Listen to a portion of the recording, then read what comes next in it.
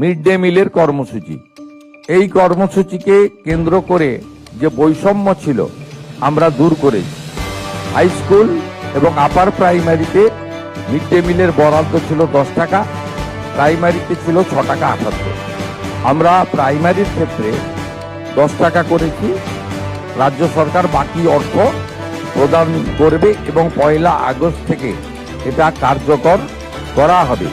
1 আগস্টেই pilot project হিসেবে কলকাতার একটি বড় অংশে ইসকনের দ্বারা মিড ডে মিল বিতরণ হবে এবং ইসকন সাত্ত্বিক শুদ্ধ প্রোটিনযুক্ত খাবার পরিবেশন করবেন।